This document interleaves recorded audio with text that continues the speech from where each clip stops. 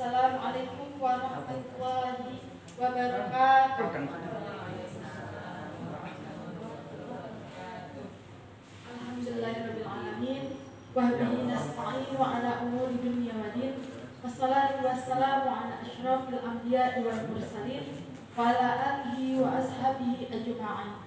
Rabbi shrah li sadri wa yassir li amri wahlul 'uqdatam min lisani yafqahu qawli. Amma ba'du. Pertama-tama marilah kita panjatkan puji syukur kehadirat Allah Subhanahu wa taala yang telah memberikan nikmat iman dan juga Islam sehingga kita dapat berkumpul dalam acara kajian Masjid Kitab Minhajul Abidin 7 langkah menggapai ridha Allah. Tak lupa juga salawat serta salam kita haturkan kepada junjungan kita Nabi Agung Muhammad SAW yang telah membawa jalan lurus bagi kita semua sehingga kita dapat merasakan indahnya nikmat iman dan juga nikmat Islam saat ini dan seterusnya. Baik hadirin sekalian, perkenalkan saya Aisyah Nur Al-Nurisa selaku MC pada pagi hari ini. Izin untuk memandu jalannya acara kita pada pagi hari ini. Dan untuk susunan acara kita pada pagi hari ini, yang pertama yaitu pembukaan, dilanjutkan dengan tilawah Al-Quran, selanjutnya kajian inti kitab Minhajul Abidin, dan yang terakhir yaitu kesimpulan dan juga penutupan. Baik Bapak Ibu sekalian, marilah kita buka kajian kita pada pagi hari ini dengan membaca basmalah bersama-sama. Bismillahirrahmanirrahim. Selanjutnya kita lanjutkan dengan tilawah bersama, guys. Kemarin sudah di halaman 12, sekarang monggo Bapak Ibu sekalian bisa dibuka Al-Qur'annya pada halaman 13. Pada apa yang bertugas saya persilahkan.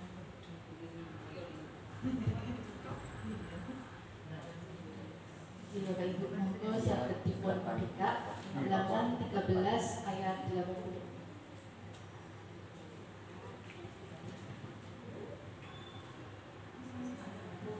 Monggo kita sama-sama Bapak Ibu. 84 mulai kembali di ayat 80. Sampun. Mari kita mulai dari ta'awud bersama-sama. Baik, menyanyi talata. A'udzu billahi minasyaitonir rajim. Bismillahirrahmanirrahim. Wa idh akhadna mitsaqakum la tasfiquna dima'akum wa la tukhrijuna anfusakum min diyarikum thumma aqrartum wa antum tashhadun. Thumma antum haula'i taqtuluna anfusakum wa tukhrijuna fariqan minkum min diyarihim tadhaharuna alaihim bil ithmi wal 'udwan wa ya'tukum usara tufatuhum wa huwa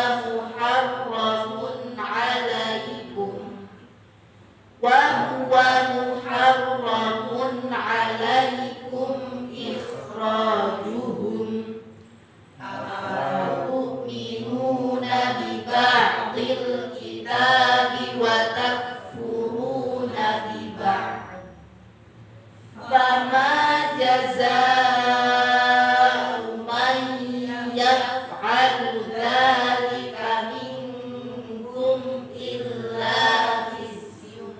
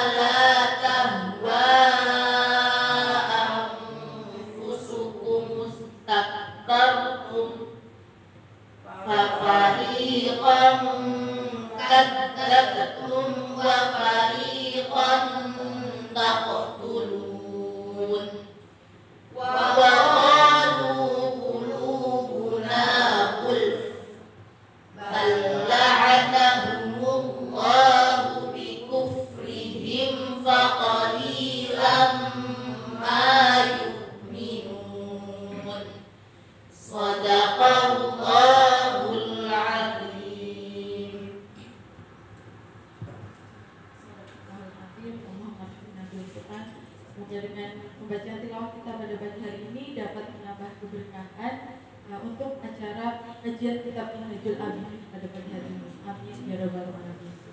Baik, Bapak Ibu sekalian, kita lanjutkan ke acara inti yaitu kajian kitab Minhajul Abidin 7 langkah menggapai ridho Allah. Kepada Al-Ustaz Deden Anjar Herdiansyah MH, saya persilahkan.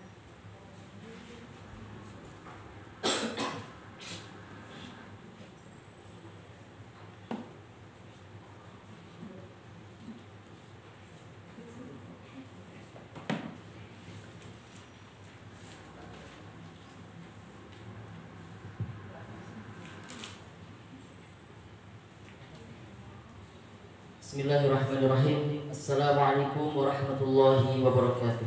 Waalaikumsalam warahmatullahi wabarakatuh. Innal hamdalillah nahmaduhu wa nasta'inuhu wa nastaghfiruhu wa na'udzu billahi min shururi anfusina wa sayyiati a'malina. Man yahdihillahu fala mudilla lahu wa man yudlilhu fala hadiya lahu. Asyhadu an la ilaha illallah wahdahu la syarika lahu wa asyhadu anna Muhammadan 'abduhu wa rasuluh. Allahumma shalli wa sallim wa barik ala sayyidina Muhammadin wa ala alihi wa ashabihi ajma'in wa man tabi'ahum ala siratil mustaqim, amma ba'd. Bapak Ibu yang dirahmati Allah Subhanahu wa taala, alhamdulillah pagi hari ini Allah masih melimpahkan kepada kita semua nikmatnya, rahmatnya, karunia dan keberkahannya, dan mudah-mudahan kita bisa memanfaatkan seluruh limpahan karunia Allah Subhanahu wa taala itu untuk bisa melaksanakan tugas-tugas kita, kewajiban kita, ibadah dan ketaatan kita kepada Allah Subhanahu wa taala. Bapak Ibu sekalian dirahmati Allah, pekan yang lalu kita sudah membahas terkait dengan macam-macam dosa dan bagaimana cara kita mentaubatinya. Kemarin kita membahas tentang dosa yang kita lakukan kepada Allah Subhanahu wa taala dan dosa yang kita lakukan terhadap sesama manusia. Terkait dengan dosa yang kita lakukan langsung kepada Allah Subhanahu wa taala, bisa jadi berkaitan dengan kewajiban yang kita tinggalkan dan kemaksiatan yang kita lakukan. Maka terkait dengan kewajiban yang kita tinggalkan, kita perlu menilik ke masa lalu kita. Bahkan bisa jadi sampai kepada masa di mana kita mulai balik. Adakah kewajiban-kewajiban sejak kita balik yang mungkin sempat kita tinggalkan? Maka jika kesalahan itu berkaitan dengan meninggalkan kewajiban, cara mentaubatinya adalah dengan mengganti atau dengan mengqadha. Jadi ada kewajiban yang melekat sejak balik, ada kewajiban yang melekat karena keadaan. Nah, misalnya haji itu karena keadaan mampu. Zakat melekat menjadi sebuah kewajiban karena keadaan nisab. Tapi ada yang berkaitan dengan balik. Ya, balik itu kewajiban, misalnya sholat, dia wajib sejak kita balik. Puasa Ramadan wajib sejak kita balik, dan sebagainya. Maka sekali lagi, jika berkaitan dengan kewajiban yang ditinggalkan, maka cara mentaubatinya adalah dengan mengqadhanya. Tetapi jika kesalahan itu berkaitan dengan melanggar larangan Allah Subhanahu wa taala, maka salah satu cara taubatnya adalah dengan melakukan kebaikan yang berkebalikan dengan kesalahan yang dilakukan. Sekali lagi, melakukan kebaikan dengan kesalahan yang dilakukan. Misalnya kesalahan yang dilakukan oleh mata kita melihat hal-hal yang diharamkan, maka kita melakukan kebaikan dengan menggunakan mata kita. Apakah mata itu digunakan untuk melihat Al-Quran, untuk melihat pemandangan Allah Subhanahu wa taala, kemudian bertafakur, ya, atau melihat hal lain yang positif yang baik. Kalau kesalahan itu dilakukan dengan pendengaran kita, maka cara mentaubatinya adalah menggunakan pendengaran kita untuk hal-hal yang positif, hal-hal yang baik. Misalnya mendengarkan murotal, mendengarkan taujih, mendengarkan nasihat-nasihat dan sebagainya. Kalau kesalahannya dilakukan oleh lisan kita, menggunjing orang atau menyakiti orang dengan perkataan kita, maka cara mentaubatinya adalah dengan menggunakan lisan kita untuk melakukan hal-hal yang baik. Misalnya tilawah Al-Quran, misalnya berzikir, ya, misalnya bersalawat, atau mungkin menasihati orang lain dan sebagainya. Nah, itu cara bertaubat kita dari kemaksiatan atau pelanggaran terhadap larangan-larangan Allah Subhanahu wa Ta'ala. Nah, tapi ada juga dosa yang berkaitan dengan orang lain, kesalahan kita terhadap orang lain. Nah, ini biasanya berkaitan dengan, kalau kemarin kita sebutkan ada beberapa hal Bapak Ibu sekalian, ada yang masih ingat? 5 ya, kalau tidak salah ya. Coba kita ingat-ingat lagi. Yang pertama terkait dengan jiwa, yang kedua terkait dengan harta, yang ketiga terkait dengan harga diri, yang keempat terkait dengan kehormatan, yang kelima berkaitan dengan agama. Nah, ini cara mentaubatinya ada masing-masing ya. Kalau dengan jiwa itu ya harus dibalas. Seseorang yang melakukan pembunuhan secara sengaja, maka dia tidak bisa lari dari tanggung jawabnya. Dia harus menyerahkan diri kepada yang berwajib atau kepada keluarga korban. Nanti biarlah keluarga yang memutuskan apakah akan dijatuhkan hukuman kisos atau dimaafkan kesalahannya. Misalnya begitu ya. Atau kalau dalam pengadilan, ya pengadilan nanti yang memutuskan apakah dia akan dijatuhkan hukuman atau dimaafkan. Kecuali menghilangkan nyawa seseorang karena tidak sengaja, ghairu amdin. Ya, kemarin contohnya misalnya di jalan terjadi tabrakan, salah satunya meninggal. Itu tidak sengaja, tapi sudah menghilangkan nyawa orang. Nah, maka mentaubatinya adalah dengan membayar kafaratnya.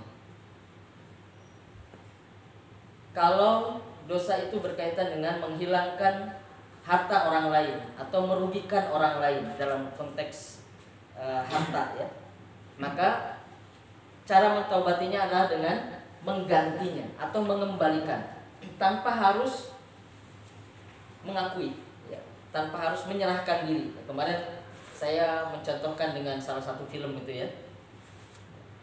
Kemarin saya mencontohkan dengan salah satu film ya, intinya di film itu orang yang pernah melakukan pencurian mengembalikan harta yang pernah diambilnya tanpa dia menyerahkan diri atau tanpa dia harus mengakui. Yang penting pertaubatannya itu adalah dengan cara mengembalikan harta yang pernah diambil atau mengembalikan harta orang yang pernah dirugikan, apakah dengan penipuan ya, mengurangi timbangan dan sebagainya.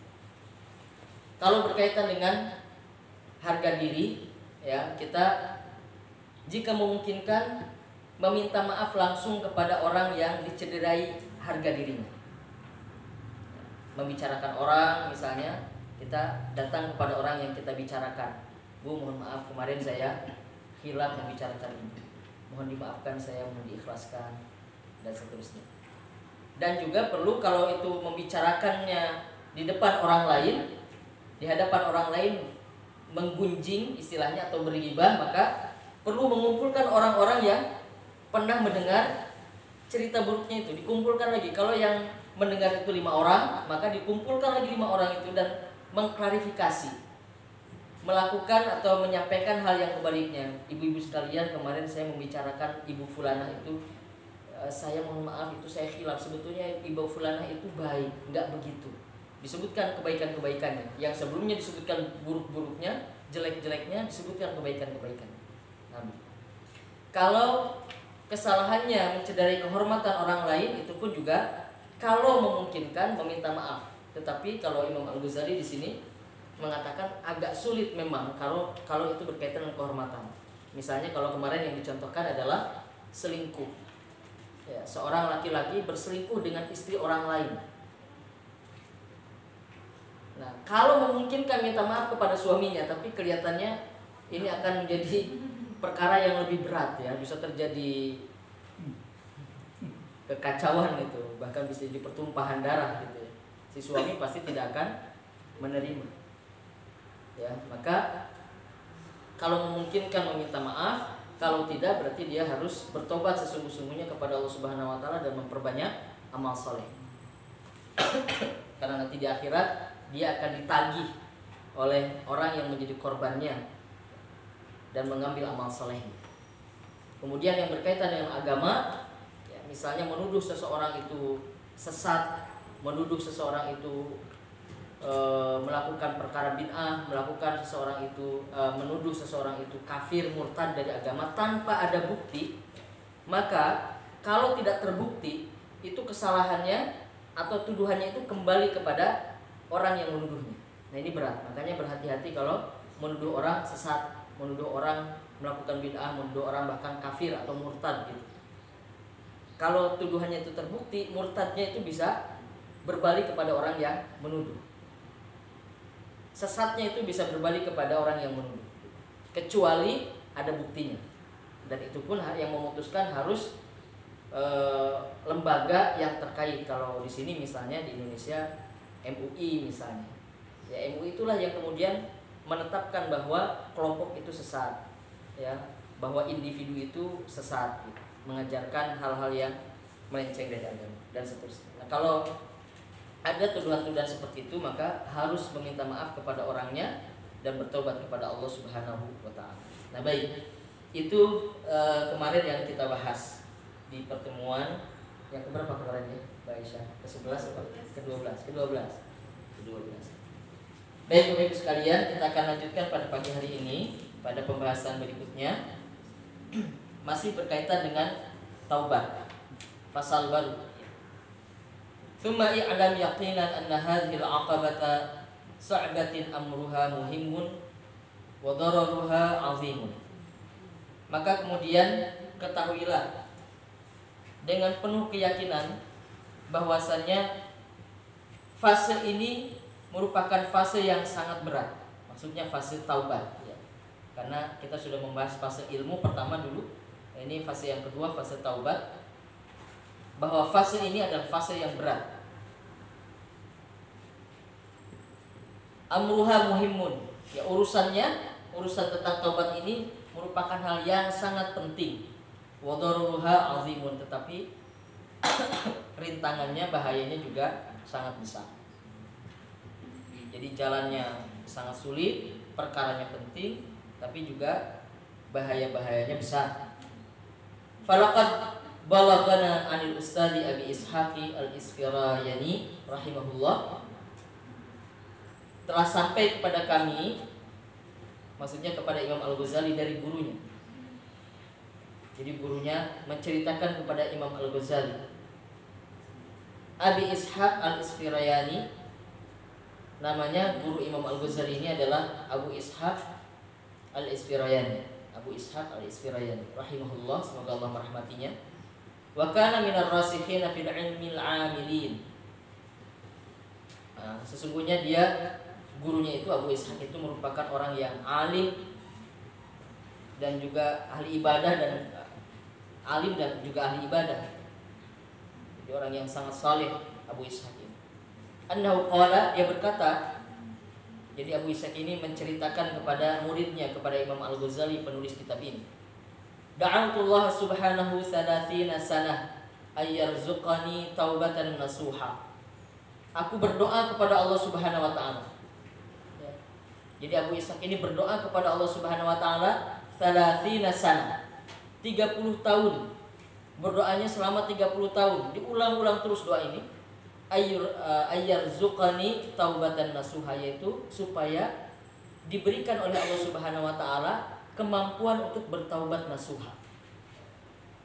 Jadi mintanya kepada Allah supaya beliau dimampukan untuk taubat nasuha, bisa untuk taubat nasuha. Selama 30 tahun doa ini diulang-ulang terus. Tsumma ta'ajjabtu fi nafsi, tetapi saya merasa heran terhadap diriku. Kata Abu Ishaq, saya heran terhadap diriku. Faqultu subhanallahi hajatun da'awtullah fiha 30 sanah fama qudiyat ilal an. Subhanallah, keinginanku yang berdoa kepada Allah Subhanahu wa taala selama 30 tahun, yaitu meminta untuk bisa taubat nasuha, fama qudiyat ilal an. Fama qudiyat ilal an. Tetapi tidak terwujud sampai sekarang. Selama 3 tahun berdoa untuk bisa taubat nasuha, tetapi tidak terwujud sampai sekarang, kata Abu Ishaq. Jadi dalam benak Abu Ishaq itu, ketika berdoa kepada Allah Subhanahu wa taala supaya mampu untuk bertobat nasuha, setelah itu dia tidak lagi melakukan kesalahan, tidak lagi melakukan dosa. Orang yang taubat nasuha itu kan tidak mengulangi lagi. Tetapi rasanya yang dirasakan oleh Abu Ishaq itu, bertobat dia, tapi kemudian melakukan lagi, bertobat lagi, berdosa lagi, bertobat lagi, salah lagi gitu. Sehingga merasa, saya kan selalu minta 30 tahun itu untuk bisa dapat taubat nasuha, tetapi kenapa saya berdosa lagi, kenapa saya salah lagi. Seakan-akan doanya tidak dikabulkan oleh Allah Subhanahu wa taala. Abu Ishaq ini. Fara'aitu fima yara an-na'im ka'anna qailan yaqulu li. Kemudian aku bermimpi. Kata Abu Ishaq, kemudian aku bermimpi dan di mimpiku ada seseorang yang berkata kepadaku dalam mimpinya, atata'ajjab min dzalika, atadri madza tas'alullah. Apakah kamu heran dengan hal itu? Dengan hal itu maksudnya itu seakan-akan doanya itu tidak dikabulkan selama 30 tahun, padahal beliau ini adalah orang yang soleh, alim dan juga abid, alim dan juga ahli ibadah. Berdoa 30 tahun untuk meminta taubat nasuha, dimampukan untuk taubat nasuha, tapi kok dosa lagi. Apa doaku ini tidak dikabulkan? Nah, kata orang yang berkata dalam mimpinya itu mengatakan, apakah kamu heran dengan hal itu? Apakah kamu tahu apa yang kamu minta kepada Allah itu? Kamu tahu tidak apa yang kamu minta kepada Allah itu? Kata orang ini, innama tas'alullah subhanahu ayyuhibbaka. Sesungguhnya kamu meminta kepada Allah itu supaya Allah mencintaimu.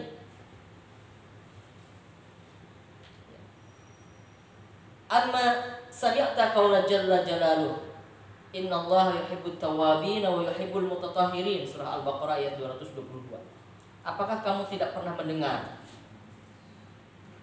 bahwa Allah Subhanahu wa taala berfirman, innallaha yuhibbut tawwabin wa yuhibbul mutatahhirin. Sesungguhnya Allah mencintai orang-orang yang bertaubat dan orang-orang yang mensucikan dirinya. Jadi Bapak Ibu sekalian yang dirahmati Allah Subhanahu wa taala, ini kan yang diminta oleh Abu Ishaq itu apa? Supaya bisa taubat nasuha. Kata orang ini, ketika kamu meminta supaya dimampukan taubat nasuha, sebetulnya kamu meminta supaya Allah cinta kepadamu.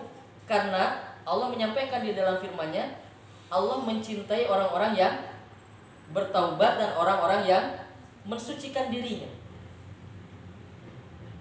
Nah Bapak Ibu, artinya kata orang ini, kamu itu ketika meminta untuk taubat kepada Allah, sesungguhnya kamu meminta supaya Allah mencintai kamu, karena Allah memang cinta kepada orang-orang yang suka taubat.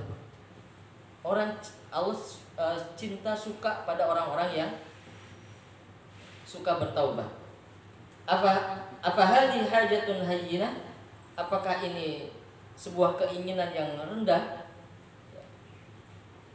Apakah ini sebuah keinginan yang rendah? Fanzur ila haula'il a'immah. Maka lihatlah kepada para imam itu, kepada orang-orang saleh, wa ihtimamihim wa muwadzabatihim ala salahi qulubihim. Bagaimana mereka itu memberikan perhatian dan kesungguhan terhadap upaya untuk memperbaiki hatinya. Wa tazawudi lima'adihim, dan berbekal untuk hari yang telah dijanjikan oleh Allah Subhanahu wa taala.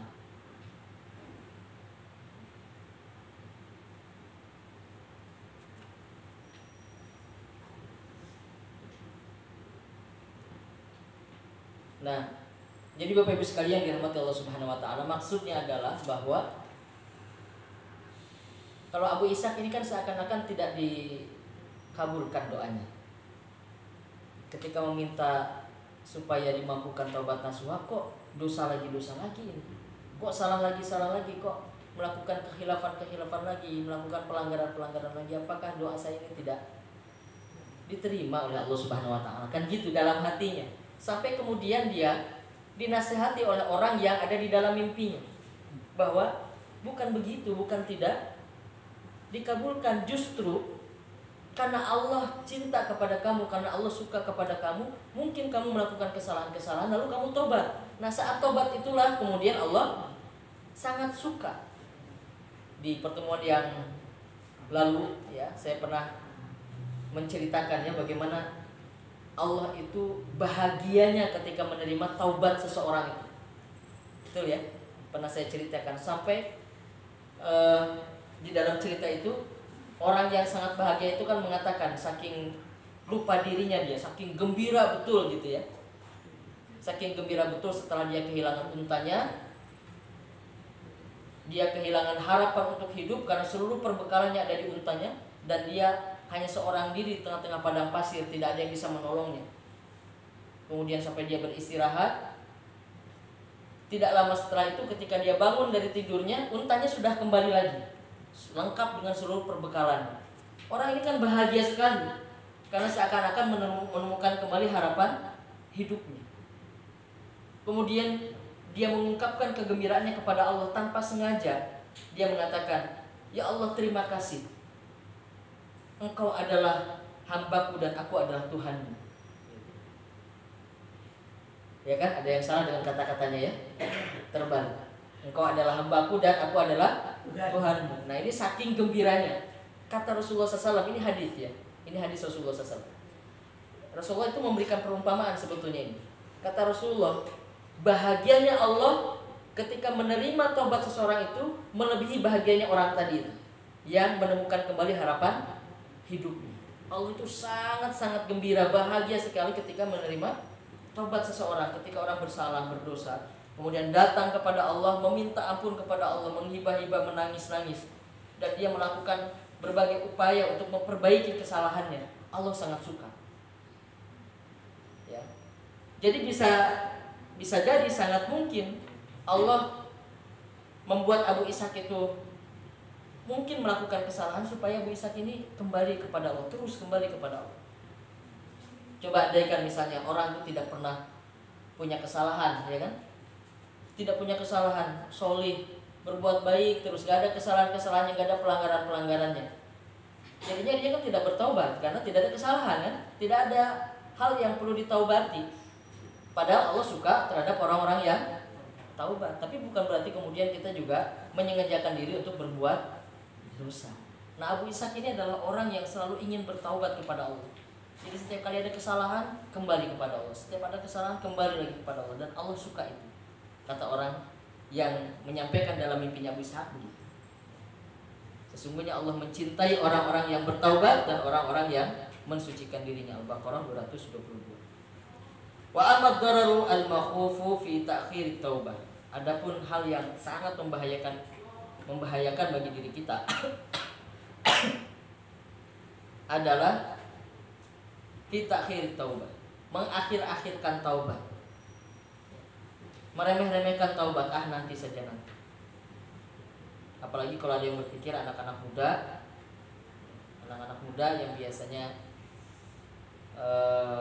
kehidupannya yang masih belum stabil, gitu ya. Sering jatuh bangunnya di dalam ketaatan kepada Allah Subhanahu wa taala. Atau anak-anak muda yang masih ingin memuaskan hawa nafsunya di masa mudanya, kemudian dia berpikir nanti saja tobat kalau sudah tua. Nah, padahal tidak ada yang menjamin dia sampai pada masa tuanya atau tidak.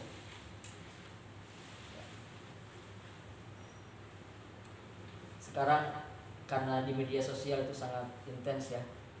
Jadi kabar-kabar, berita-berita tentang kematian itu sangat sering kita dengar ya, melalui grup-grup WhatsApp dan sebagainya. Beberapa waktu yang lalu itu banyak teman-teman saya satu angkatan atau kakak angkatan tidak jauh dari saya, 1 tingkat 2 tingkat dari saya meninggal karena meninggal karena olahraga futsal gitu. Jantung. Jadi meninggal yang tanpa sakit dulu, mendadak gitu. Masih muda-muda, anaknya masih kecil-kecil. Nah itu sebetulnya mengingatkan kita, ya Dzikrul Maut mengingatkan kita bahwa tidak ada yang menjamin kita bisa hidup sampai masa tua kita. Maka bahayanya di sini kita menunda-nunda taubat, sehingga taubat itu ya kita lakukan setelah muncul kesadaran adanya penyesalan. Saat itu juga kita taubat. Saat itu juga. Fa inna awwalad dzanbi qaswatun wa akhirahu wal iyadu billahi syu'mun wa syiqwatun. Sesungguhnya awal dari dosa itu adalah, buahnya itu adalah qaswah. Qaswah itu kerasnya hati. Ini kerasnya hati itu sebetulnya baru awal saja. Jadi kalau dosa tidak ditaubati, itu nanti akan membuat hati kita keras. Kalau di pertemuan yang lalu juga saya sudah menjelaskan bagaimana proses hati itu mengeras. Jadi dosa itu pada awalnya berupa satu titik hitam di dalam hati kita. Dalam Al-Quran disebutkan kalla bal rana ala qulubihim ma kanu yaksibun. Titik hitam itu disebabkan karena dosa yang dilakukan. Di dalam Al-Quran titik hitam itu disebut sebagai ron. Ron itu titik hitam. Satu titik hitam untuk satu dosa. Tidak ditaubati, berdosa lagi, tambah lagi satu titik hitam. Terus satu titik hitam itu bertambah sampai naudzubillah kalau seseorang tidak pernah istighfar, tidak pernah bertaubat, titik-titik hitam itu menutupi seluruh permukaan hati. Jadi hitam hatinya itu. Sawadul qalbi, nanti juga dijelaskan di sini. Sawadul qalbi, hati yang hitam. Hati yang hitam ini nanti dia akan membuat menjadi sakit. Ya, titik-titik hitam itu membuat hati menjadi sakit. Ibnu Qayyim menyebutnya sebagai qalbun marid, hati yang sakit. Nah, sudah tidak fit, sudah tidak lagi sehat hatinya, tidak lagi bugar. Kalau fisik itu tidak lagi bugar, sudah sakit-sakitan, sudah lemah hatinya. Akibat dosa yang terus-menerus dan tidak tertaubati. Kemudian pada akhirnya kalau sakit tidak diobati, ya tidak ditangani, ya akhirnya juga mati. Sama seperti fisik, seperti tubuh kita. Sakit tidak diobati terus sampai akut sakitnya, sampai kronis sakitnya, ya mati akhirnya. Hati juga bisa mengalami kematian, qalbun mayyit. Kalau Ibnu Qayyim menyebutnya sebagai qalbun mayyit, hati yang mati. Atau dalam Al-Quran disebutnya qasyatul qalb atau qaswatul qalb, hati yang mengerasi. Nah ini akibat dosa. Hati keras itu akibat dosa pada awal. Dan itu kalau hati sudah keras itu agak sulit untuk bisa dikembalikan.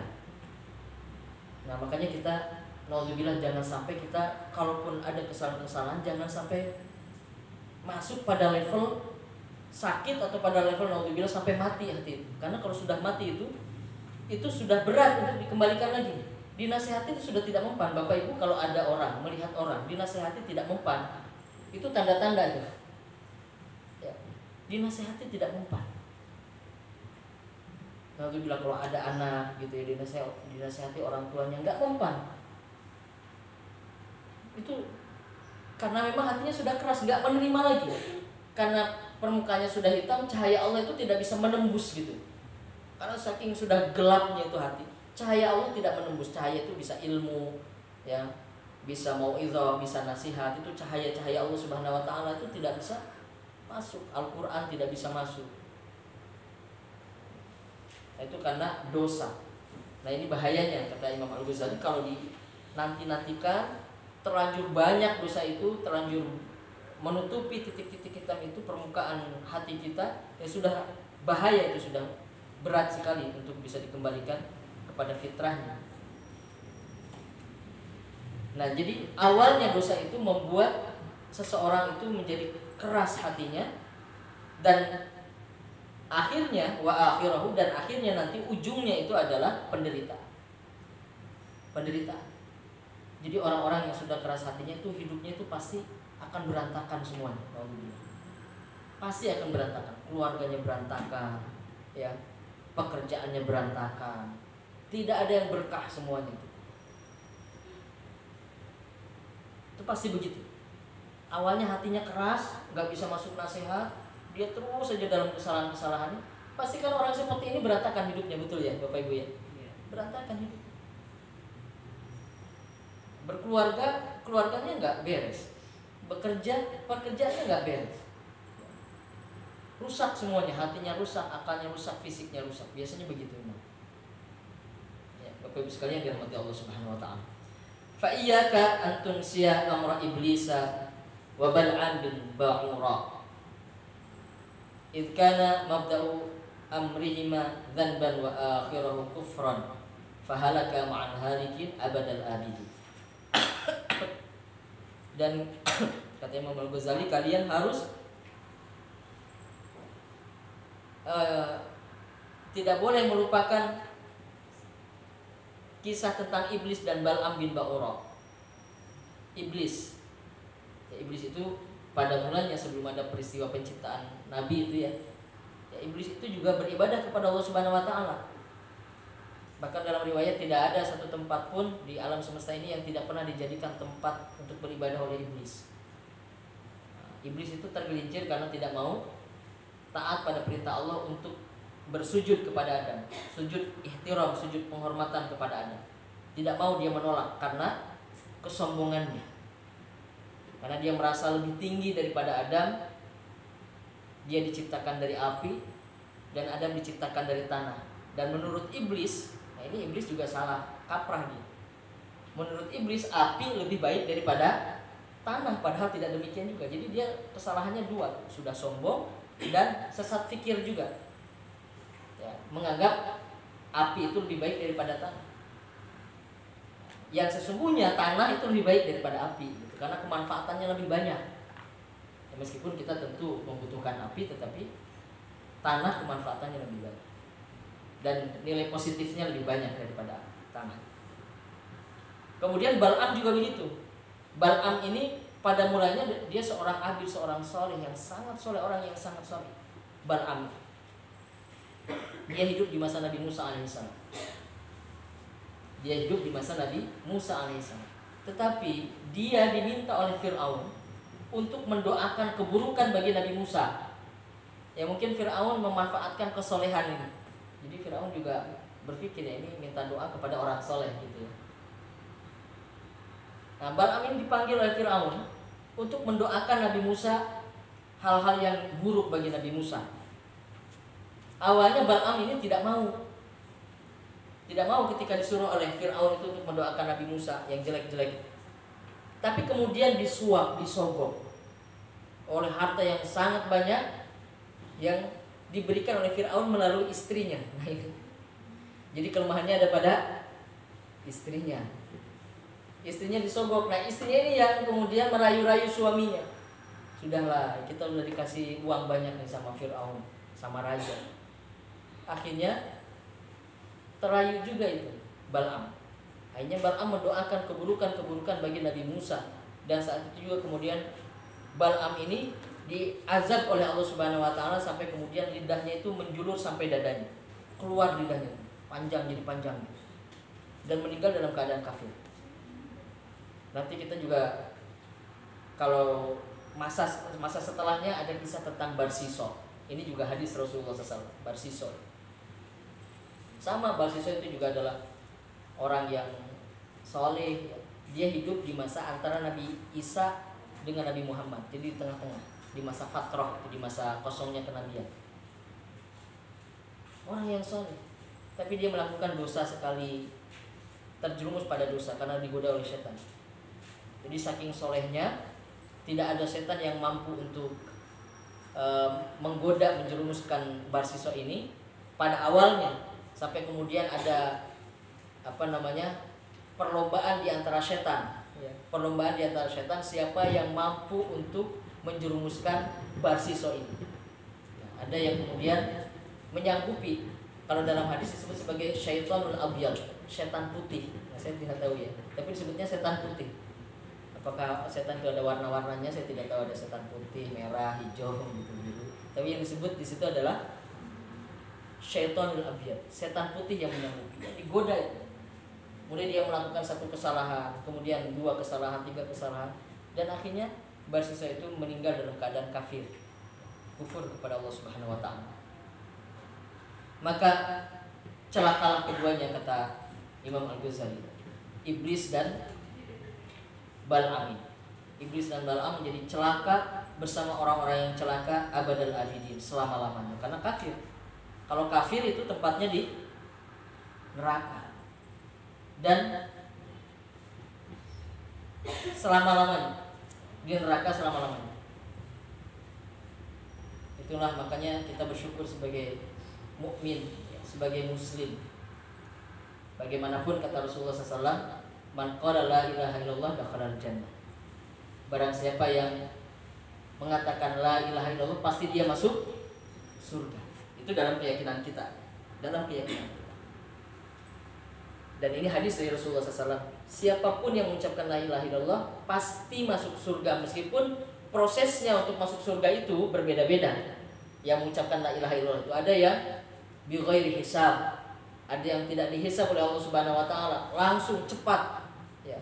Nanti di yaumil akhir itu prosesnya cepat, ya, masuk surga tanpa ada hisab. Ada tapi yang juga harus menempuh perjalanan yang sangat panjang, lama sekali, mungkin ratusan tahun, mungkin ribuan tahun, karena dimensi waktu kita beda ya dengan akhirat. Dunia itu dimensi waktunya beda. Mungkin bisa ratusan tahun, bisa ribuan tahun, bisa puluhan tahun. Panjang sekali perjalanannya, tapi sampai juga dia di surga. Bahkan ada juga yang harus masuk neraka dulu.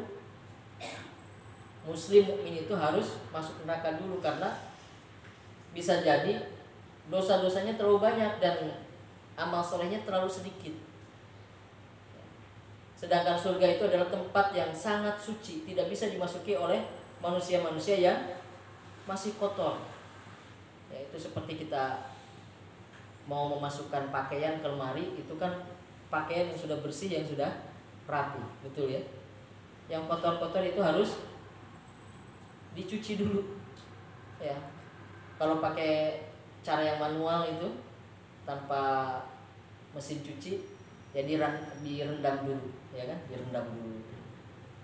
Habis itu dikucek-kucek. Kalau masih kotor, disikat, ya kan, nanti diperas, ya, lalu dijemur. Habis dijemur, disetrika. Sama, manusia juga begitu. Kalau masih kotor, direndam dulu. Direndamnya di air yang panas, ya, air timah, air nanah, darah gitu ya. Nah, kalau masih belum bersih juga, nanti disikat. Tubuhnya disikat dengan sikat yang terbuat dari kawat sampai melepuh semua kulit dan daging-dagingnya. Nanti dijemur, setelah itu diperas gitu ya. Lalu disetrika. Ya, kata Allah dalam Al-Qur'an, maka disetrika dahi-dahinya dan punggung-punggungnya, kata Allah. Disetrika, bahasanya memang disetrika. Fatukwa, fatukwa itu disetrika. Baru kalau setelah bersih dia dikeluarkan dari neraka, dimasukkan ke dalam surga. Tetapi tidak ada mukmin atau muslim yang dia tidak membatalkan syahadatnya yang selama-lamanya di dalam neraka, tidak ada. Nah, ini kesyukuran kita ini, setiap muslim mukmin itu pasti masuk surga. Tapi kafir abadal abidin di sini. Khalidina fiha. Orang-orang kafir itu selama-lamanya di dalam neraka. Kita tidak bisa membayangkan ya, kata selama-lamanya itu bagaimana ya? Tidak bisa membayangkan, nggak sampai imajinasi kita, karena kita nggak ada yang bisa selama-lamanya hidup. Tapi ini selama-lamanya, nggak ada ujungnya, di neraka terus, setiap hari mendapatkan siksaan Allah. Maka kita sebagai muslim mukmin seringkali disampaikan oleh para guru kita, ya, nikmat yang terbesar itu adalah nikmat Islam.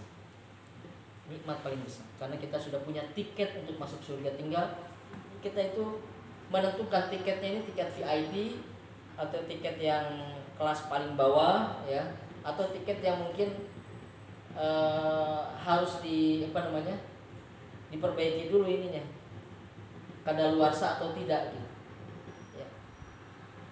Tapi kita semua sudah punya tiket untuk bisa masuk surga.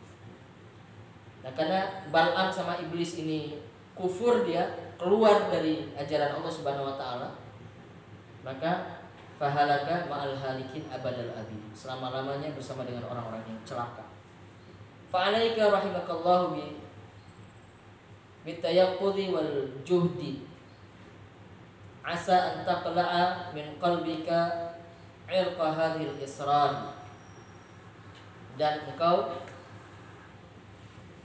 harus berupaya untuk bersungguh-sungguh untuk mencabut dari hatimu, ya,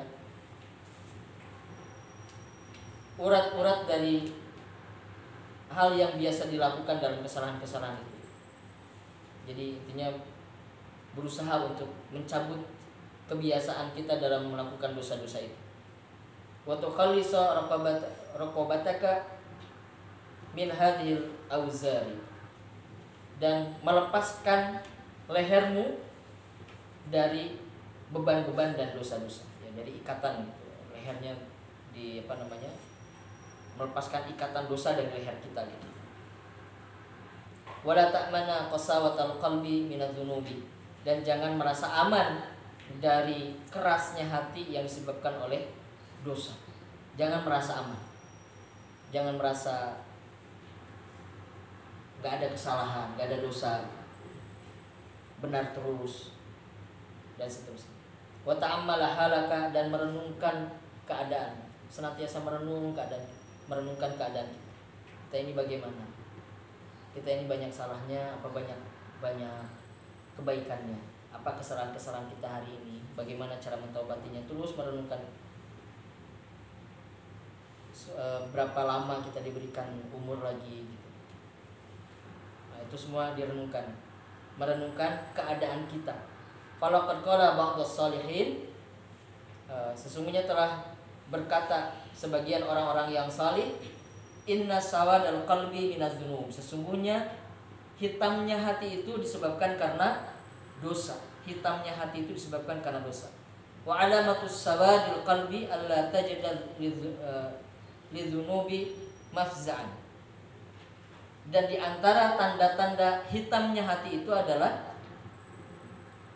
kamu tidak merasa terkejut atau tidak merasa risih gitu dengan dosa-dosa yang dilakukan. Nah, kalau sudah merasa biasa-biasa saja, tenang-tenang saja dengan dosa yang dilakukan, nah itu salah satu tanda hitamnya hati. Wala li ta'ati mauqi'an, kemudian menjadi melemah ketaatannya kepada Allah Subhanahu wa taala. Wala lil mau'izati manja'an, dan juga tidak masuk itu nasihat-nasihat. Ya. Nah, ini diantara tanda tadi saya menyampaikan juga ya, tanda hitamnya hati, kerasnya hati itu. Kalau hati sudah menghitam itu, ya melakukan dosa jadi biasa-biasa saja. Merasa tidak gelisah, merasa tidak risih, merasa tidak terkejut dengan ketika kita melakukan dosa. Biasa-biasa saja. Ciri pertama. Ciri yang kedua, ketaatannya melemah.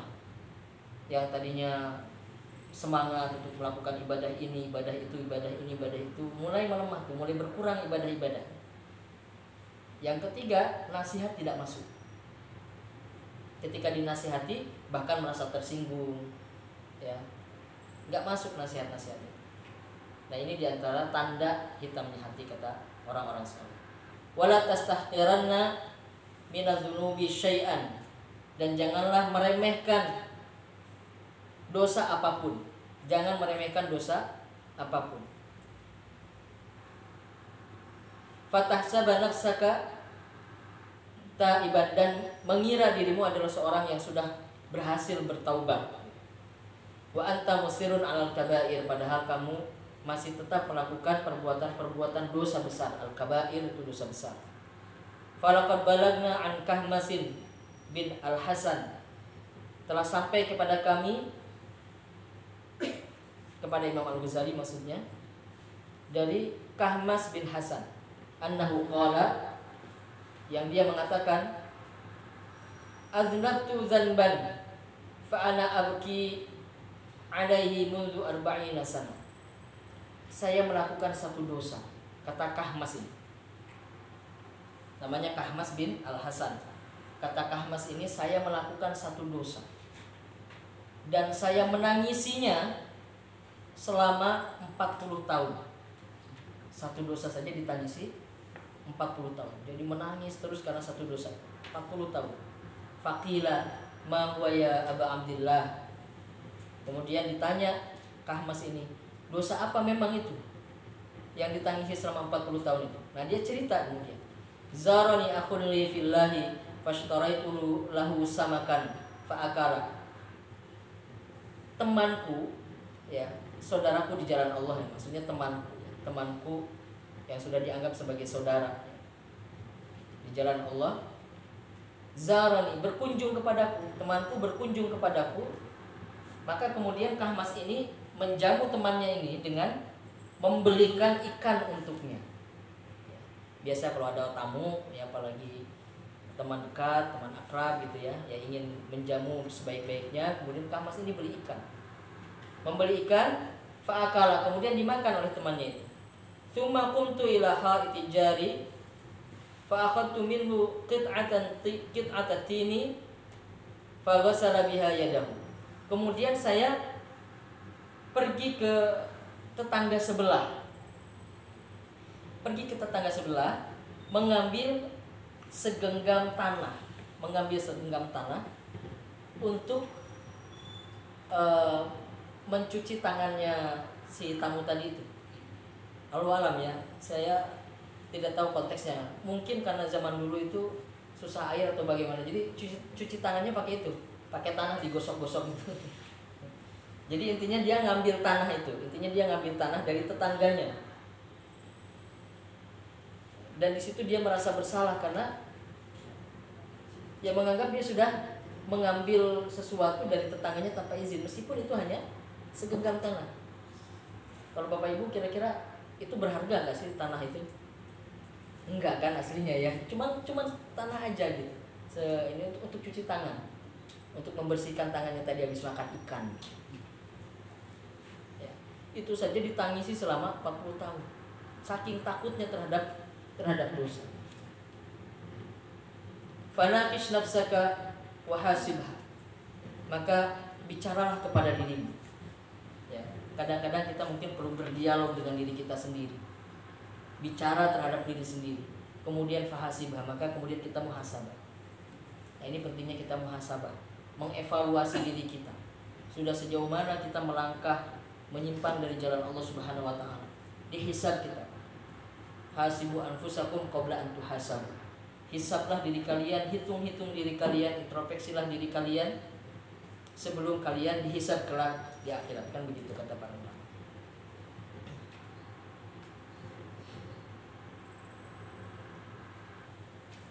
Wasari' ila taubati wa badir, dan bersegeralah bertaubat dan jangan ditunda-tunda. Fa innal ajala maktumun, karena sesungguhnya ajal itu, kematian itu tidak ada yang tahu, tersembunyi, rahasia. Wa dunya ghururun, dan sesungguhnya dunia itu adalah tipu daya. Wa nafsa wasyaitana adwani, dan jiwa hawa nafsu dan syaitan itu adalah dua musuh. Udah kita nggak tahu kematian kita kapan, dunia ini banyak menipu kita, ya. Kemudian di dalam diri kita ada hawa nafsu dan syaitan yang mengganggu kita, menggoda kita, merupakan musuh kita yang nyata. Wa tadarra' ila Allah subhanahu wa batahil ilaihi, dan kemudian kita harus merendahkan diri, menghibah-hibah kepada Allah Subhanahu wa taala. Merendahkan diri dan menghibah-hibah kepada Allah. Wa turhala abina Adam, dan ingatlah bagaimana kisah tentang bapak kita, yaitu Nabi Adam, ya, bapak kita yaitu Nabi Adam. Alladzi khalaqahu Allah taala biyadihi, yang telah diciptakan oleh Allah dengan tangannya sendiri. Dengan tangannya Allah maksudnya. Nah, tapi kita jangan membayangkan tangan Allah itu seperti tangan kita. Ini makna majaz, ya. Maksudnya dengan kekuasaan Allah Subhanahu wa taala, karena Allah itu berbeda dengan ciptaan itu.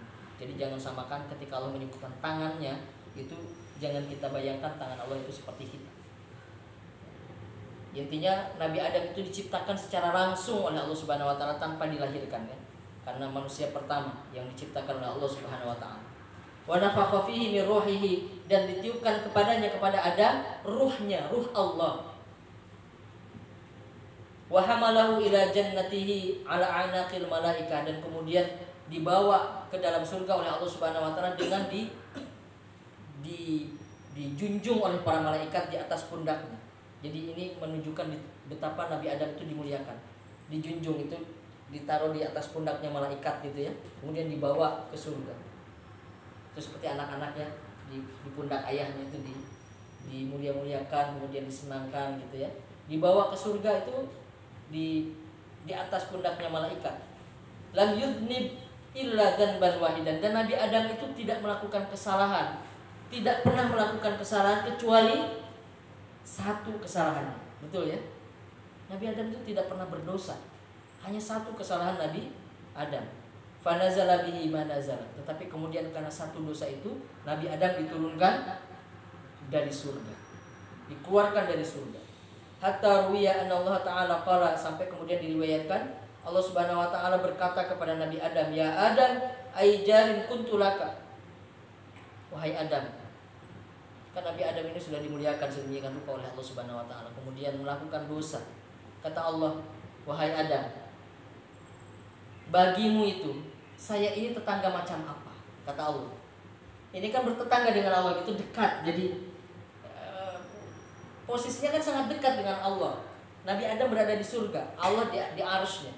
Jadi sudah diciptakan, dimuliakan sedemikian rupa, bertetangga dengan Allah gitu. Maka kata Allah, sebetulnya bagimu ini, aku ini tetangga semacam apa? Kata Allah gitu, tanya kepada Nabi Adam. Ya, ini sebetulnya tekanan kepada Nabi Adam setelah melakukan dosa itu. Saya ini menurutmu itu tetangga macam apa? Kata Nabi Adam, beliau menjawab, ni'mal jaru ya Rabb. Engkau adalah sebaik-baik tetangga, kata Nabi Adam. Nah, tapi melakukan kesalahan Nabi Adam. Qala, kemudian Allah berkata, ya Adam, ukhruj min jiwari. Wahai Adam, keluarlah kamu dari sebagai tetanggaku, keluarlah. Jadi nggak bertetangga lagi, artinya dikeluarkan dari surga. Wada' an ra'sika taja karamati, dan letakkan dari kepalamu itu mahkota kehormatanku. Letakkan, copot mahkotanya. Fa innahu la yujawiruni man asani, sesungguhnya tidak ada yang menjadi tetanggaku, tidak akan bisa bertetangga denganku orang-orang yang durhaka terhadapku. Nggak bisa dekat-dekat denganku, ini nggak bisa. Jadi tetanggaku itu nggak bisa kalau durhaka kepadaku, kata Allah. Jadi Nabi Adam intinya ya dihukum oleh Allah, dikeluarkan dari surga dan dicopot kehormatannya. Hatta annahu fima ruya baka ala dzanbihi mi'atai sanah hatta qabalallahu taubatahu wa ghafara dzanbahu al-wahid. Sampai kemudian diriwayatkan Nabi Adam ini sampai menangis selama 200 tahun. Mi'atai sanah, 200 tahun. Sampai kemudian Allah Subhanahu wa taala menerima taubatnya dan mengampuni dosanya yang satu itu. Mentaubati dosa satu, dosa Nabi Adam itu selama 200 tahun menangis terus, menyesal. Baru kemudian diterima taubatnya oleh Allah Subhanahu wa taala atas satu dosa yang dilakukannya. Hadza haluhu ma'a nabiyhi wa safiyhi fi dzanbil wahid. Inilah Allah ya terhadap nabinya. Inilah Allah terhadap nabinya dan orang pilihannya, kekasihnya atas dosa yang dilakukan oleh nabinya itu. Ya, terhadap nabinya saja yang diciptakan, yang dimuliakan, yang dicintai oleh Allah Subhanahu wa taala melakukan kesalahan sedemikian rupa tuh Allah Subhanahu wa taala. Memang Allah tuh Ghafurur Rahim ya. Tetapi kita juga harus mempertimbangkan ini. Bagaimana kisah Nabi Adam ini, satu dosa membuat Nabi Adam menjadi dikeluarkan dari surga, dicopot kehormatannya, dan untuk bertobatnya sampai harus 200 tahun baru diterima tobatnya oleh Allah Subhanahu wa taala. Ini saja terhadap kekasihnya, terhadap orang yang dicintai oleh Allah Subhanahu wa taala. Fa kaifa halul ghairi fi dzunubi la tuhsa. Lalu bagaimana kalau dosa itu dilakukan oleh kita, bukan kekasih Allah, artinya bukan orang yang seperti nabi. Kita ini bukan nabi, kita ini orang biasa yang kemudian melakukan dzunub la tuhsa, dosa yang tidak terhitung. Tadi ini dosa dilakukan seorang nabi kekasih Allah, dosanya cuma satu, itu saja sudah sedemikian rupa. Apalagi ini orang seperti kita, orang biasa saja, dan dosa kita tidak terhitung. Wa hadza tadarru at-ta'ib wa ibtihalu. Maka oleh sebab itulah kita perlu senantiasa merendahkan diri kita, mengibah-ngibah kepada Allah Subhanahu wa taala. Fa kaifa bil musiril muta'assif, dan bagaimana kalau itu juga dilakukan oleh orang-orang yang musir itu terus-menerus saja melakukan dosa. Walaqad ahsana man qala, maka sesungguhnya sangat baik perkataan seseorang, yakhafu ala nafsihi man yatubu. Ya, orang yang bertobat itu mengkhawatirkan dirinya. Orang yang bertobat itu artinya dia mengkhawatirkan diri. Fa kaifa tara hala man la yatub. Tapi bagaimana kamu melihat orang yang tidak bertaubat? Artinya orang yang memang tidak mengkhawatirkan dirinya sendiri, merasa aman, merasa tidak dalam keadaan bahaya, padahal dia betul-betul dalam keadaan bahaya. Ustaz, Ya. oh ya, punten Bapak Ibu, mungkin nanti kalau ada yang mau bertanya boleh langsung bertanya juga deh Ustaz. Tapi saya izin bertanya boleh Ustaz? Sekalian ini karena pembahasannya juga tentang ini. Kan kalau anak muda itu kan biasanya kayak nggak apa-apa deh lakuin ini, nanti kita obat lagi gitu. Nah tapi kalau suatu kasus nih Ustaz, ada seseorang gitu, tapi dia itu punya circle-nya itu yang gimana ya, buruk gitulah yang dikatakan gitu. Tapi dia tuh sadar diri kalau dia itu mau bertaubat. Nah berarti orang ini tuh harus siap dan juga harus merelakan gitu ya Ustaz ya, dari lingkungan dia yang buruk itu tadi untuk berpindah ke lingkungan yang lebih baik lagi gitu. Berarti kan harus siap dimusuhi teman-temannya, harus rela dan lain sebagainya. Berarti konsekuensi dari tobat itu juga ada itunya gitu ya Ustaz ya. Iya. Jadi salah satu hal yang memudahkan kita untuk bisa memperbaiki diri kita itu, kita keluar dari lingkungan yang buruk, yang bisa memberikan pengaruh buruk terhadap diri kita. Dan sudah berkali-kali Rasulullah SAW menyampaikan di dalam hadis-hadisnya, Allah Subhanahu wa taala menyampaikan di dalam Al-Qur'an bahwa orang-orang di sekitar kita itu sangat besar pengaruhnya terhadap diri kita. Sangat besar.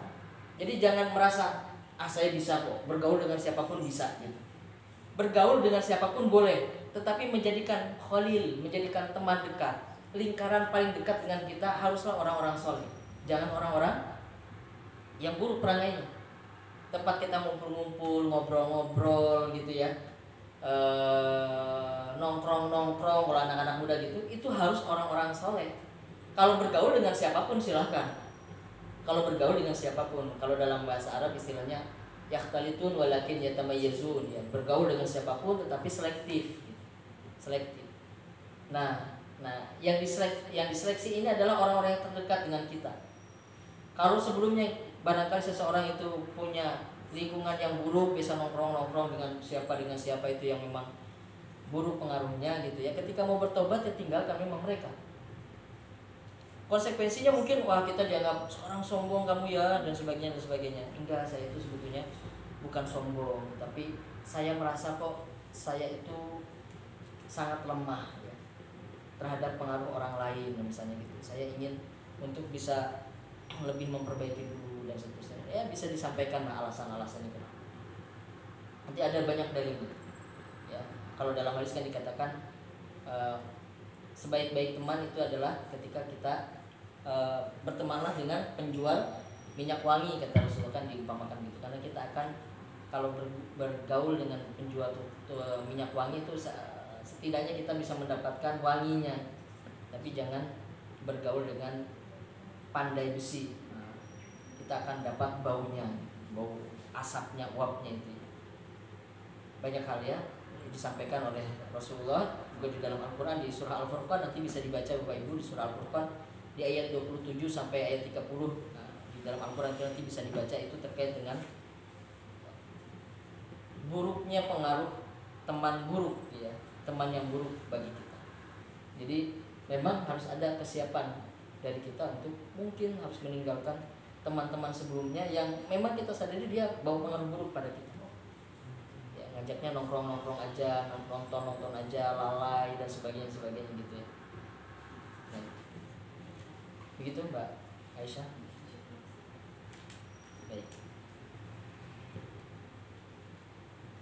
Saya lanjutkan sedikit. Fa in tubta tsumma naqadta at-taubata wa 'udta ila dzanbi tsaniyan fa'ud ila taubati mubadiran.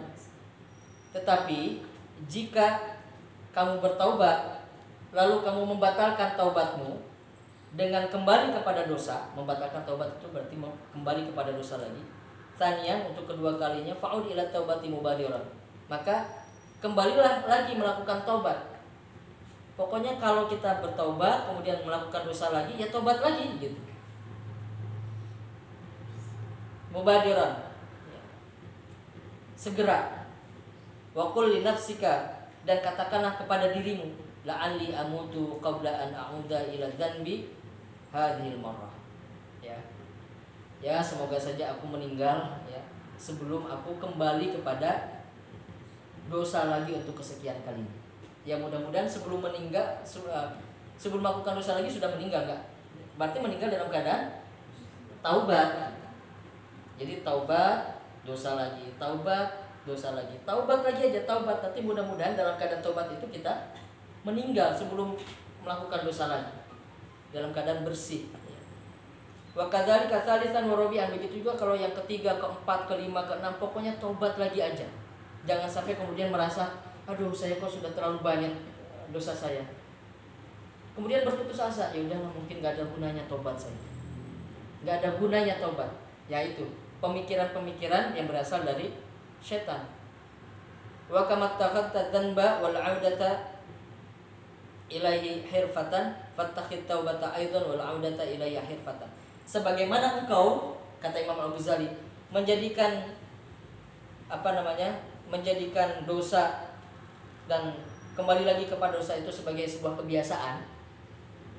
Kalau kita misalnya, mohon maaf ya, melakukan dosa itu sebagai sebuah kebiasaan, dia mengulangi lagi, maka jadikanlah taubat itu juga sebagai sebuah kebiasaan gitu. Artinya ya taubat lagi aja. Kalau dosa lagi, taubat lagi gitu. Ya. Wala takun fit taubati a'jazaka minka fid dzanbi.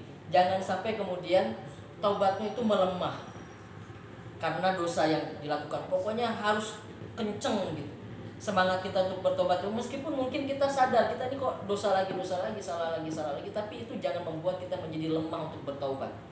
Jangan, ya nggak ada gunanya, kayaknya saya itu kemarin tobat sambel aja, kok gini lagi misalnya. Nah itu pikiran-pikiran seperti itu jangan membuat kita menjadi lemah untuk bertobat. Ya tobat lagi aja, pokoknya tobat lagi aja. Wala tai'as, jangan berputus asa. Wala yamna'ka syaitan minat taubati bisababi dzalika. Janganlah membuat syaitan itu mencegahmu dari taubat karena hal tersebut. Ya. Jangan membuat syaitan membisikkan kepada kita, kata syaitan, kamu paling nanti dosa lagi, udah nggak usah tobat. Kata syaitan gitu, nggak ada gunanya kamu tobat, paling dosa lagi di sini. Coba, nggak usah tobatnya, nggak ada gunanya. Nanti Allah juga jadi merasa di prank gitu istilahnya kalau anak muda ya, merasa dibohongi, kamu katanya nggak mau melakukan lagi, ternyata melakukan lagi, nggak usah tobat. Nah itu jadi lemah, kok saya kok gini ya. Nah itu jangan sampai setan itu membuat kamu terhalang dari tobat itu karena bisikan-bisikannya seperti itu. Fa innahu dilalatul khair, karena sesungguhnya tobat itu merupakan tanda kebaikan. Amma tasma'u qauluhu sallallahu alaihi wasallam, tidakkah kamu mendengar sabda Rasulullah SAW, khiyarukum kullu mufattinin tawwab. Sebaik-baik kalian adalah setiap kali tergoda maka dia bertobat. Jadi orang yang baik itu adalah setiap kali berdosa tobat, setiap kali berdosa. Itu kata Rasulullah, bahkan sebaik-baik kalian. Parameter atau tanda kebaikan orang itu setiap kali dia jatuh ke dalam dosa tobat. Setiap kali dia jatuh ke dalam dosa tobat. Ai katsirul ibtila'i bidzanbi. Maksudnya mufattinin itu artinya adalah banyak melakukan dosa atau diuji dengan dosa. Banyak diuji dengan dosa. Katsirut taubati minhu wa ruju'i ila Allah jalla jalal. Ya.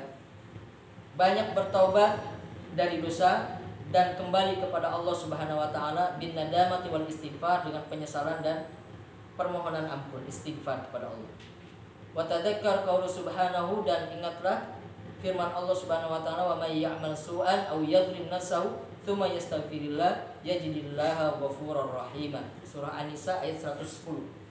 An-Nisa 110. Barang siapa yang melakukan keburukan, barang siapa yang melakukan dosa atau menzolimi dirinya sendiri, kemudian beristighfar kepada Allah, meminta ampun kepada Allah, maka dia akan mendapati Allah Maha Pengampun dan Allah Maha Penyayang. Ya.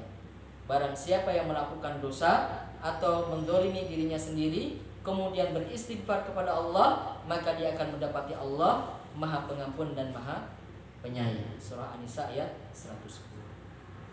Nah, jadi di sisi lain, Bapak Ibu sekalian, kita tidak boleh meremehkan dosa. Tidak boleh meremehkan dosa sama sekali. Tadi misalnya dicontohkan Nabi Adam. Nabi Adam itu orang yang sangat dicintai, seorang nabi, hanya melakukan satu kesalahan, itu dihukum sedemikian rupa oleh Allah Subhanahu wa taala, dan bertaubatnya sampai 200 tahun. Satu dosa. Apalagi kita yang bukan siapa-siapa, bukan nabi, yang dosa kita banyak. Betapa kita harus sering-sering meminta ampun kepada Allah Subhanahu wa taala. Tetapi di sisi yang lainnya, setelah kita tidak meremehkan dosa, kita jangan kemudian berputus asa dari ampunan Allah Subhanahu wa taala. Seberapa banyak pun kita melakukan kesalahan dosa, tetaplah kembali taubat kepada Allah. Jangan sampai kita melemah bertaubatnya hanya karena bisikan-bisikan setan yang mengatakan tidak berharga taubatmu, tidak bernilai taubatmu gitu, kalau kemudian kamu melakukan kesalahan. Begitu intinya Bapak Ibu sekalian, pembahasan kita pada pagi hari ini, mudah-mudahan bermanfaat bagi kita semua. Saya cukupkan, saya kembalikan dulu kepada Mbak Aisyah. Terima kasih. Atau adakah pertanyaan? Langsung saja barangkali kalau ada pertanyaan. Cukup? Tidak ada? Mudah-mudahan jelas ya. Saya kembalikan kepada Mbak Aisyah. Assalamualaikum warahmatullahi wabarakatuh. Waalaikumsalam warahmatullahi wabarakatuh. Jazakallah Ustadz Deden atas pematerian yang sudah diberikan pada pagi hari ini. Ini terkait taubat ya Bapak Ibu sekalian, dimana kalau kita melakukan kesalahan ya kita tobat aja, tobat lagi dan tobat terus, dan jangan lupa untuk selalu berbuat baik juga, karena kita tidak akan tahu gitu kapan sih akhir hidup kita itu dan nanti akan berakhirnya bagaimana. Tapi kan doa kita itu supaya kita itu wafatkan oleh Allah itu dalam keadaan husnul khatimah. Amin. Dan kita juga perlu ingat ya Bapak Ibu, ya muqallibal qulub tsabbit qalbi ala dinik, ya musarrifal qulub sarif qulubana ala ta'atik. Bahwa Allah itu mudah untuk membolak-balikan hati hambanya. Jadi buat saya sendiri juga selalu meminta Allah itu supaya bisa diteguhkan gitu imannya dan juga Islamnya gitu, supaya selalu berada di jalan lurusnya Allah Subhanahu wa taala. Baik, jazakallahu khairan katsiran semuanya hadirin. Alhamdulillah kita sudah beranjak di akhir acara. Semoga ilmu yang kita dapatkan tadi dapat bermanfaat dan juga dapat diaplikasikan dalam kehidupan kita sehari-harinya. Dari saya, Aisyah Nur Ainunisa, mohon maaf apabila ada salah kata Bapak Ibu sekalian. Kita bertemu lagi pekan depan pada hari Sabtu, insyaallah. Kita tutup kajian kita pada pagi hari ini dengan membaca doa kafaratul majelis dan hamdalah. Wahid itnain salata. Bismillahirrahmanirrahim. Subhanakallahumma wa bihamdika asyhadu an la ilaha illa anta astaghfiruka wa atubu ilaik. Alhamdulillahirabbil alamin. Dari saya cukupkan. Wabillahi taufiq wal hidayah. Wassalamualaikum warahmatullahi wabarakatuh. Waalaikumsalam warahmatullahi wabarakatuh.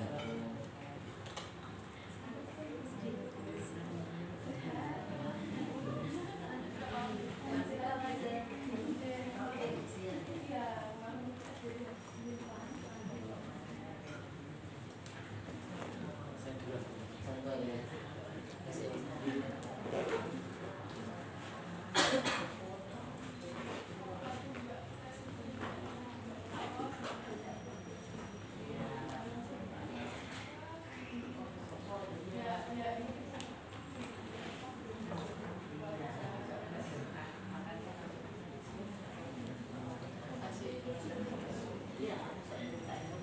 Ibu sehat ya. Ada cara ibu ya? Ibu ada cara apa? Sama ibu ya? Sama.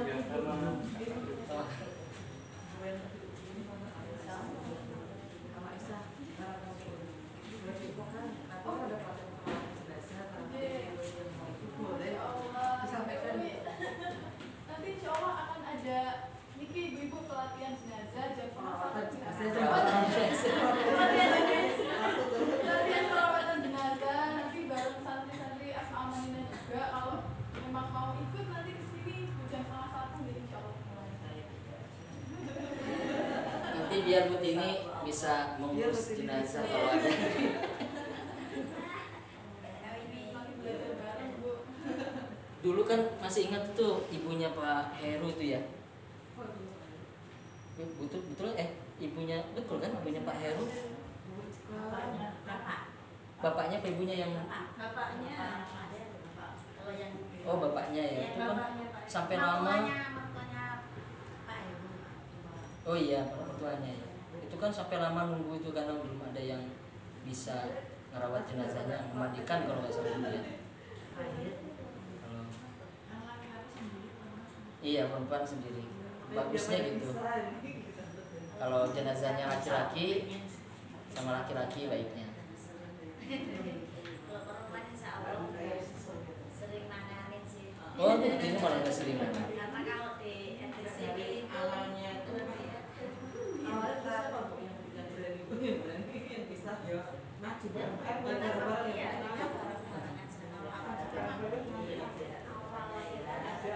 sendiri belum ada yang berani.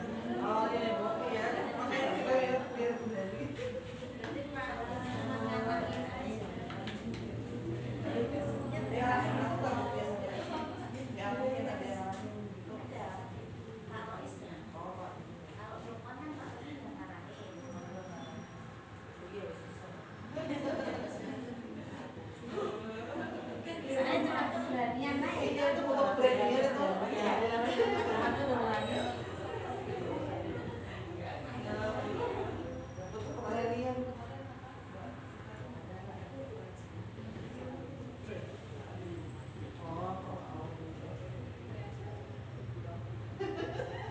Oh yang kalau pakai depan itu ada juga apa namanya buat yang laki itu karena yang apa namanya semacam kajian umum